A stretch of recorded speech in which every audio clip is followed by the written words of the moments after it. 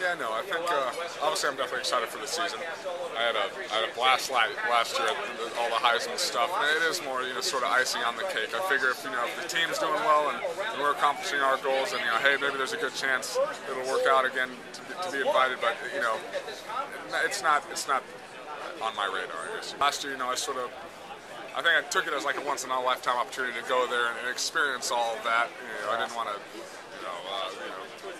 play it down like it wasn't something special, because it was. It definitely was. But it wasn't too big on my mind last year. I remember actually before the ceremony, I was about to leave the room, like 15 minutes before, 15 minutes before it was supposed to. I was like, I better just write down a couple of things just in case. It definitely is important. I think any competitor, it's going to be important. And Cam, rightly deserved it. He was obviously the best player in college football, but I didn't have a searing feeling like got to get it. That was. I do feel like it's special, to be able to play quarterback for Stanford with all the great players that have come through, and I'm honored to be able to sort of try and carry on that tradition, however poorly I may be doing it.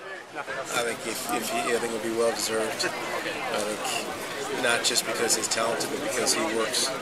He puts in the work every single day, and what I love about him is that he works before he talks.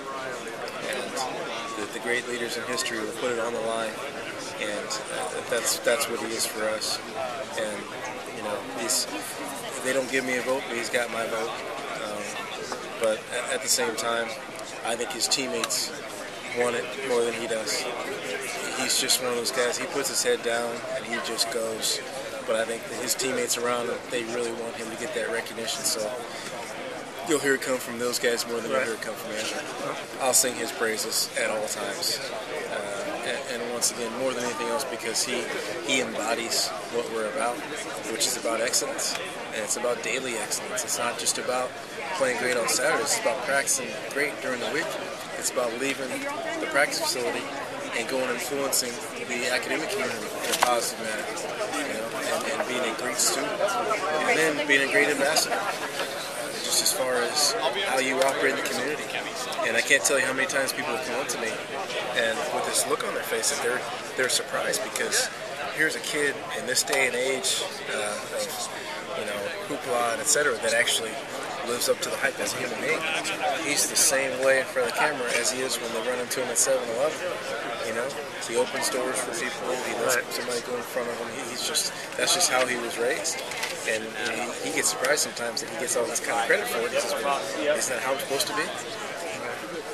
For me, he's got the best of every quarterback I've ever been around. I spent a year with Jeff George, who's the most unbelievable, pure passer I've ever seen with my own eyes. And Andrew's very similar.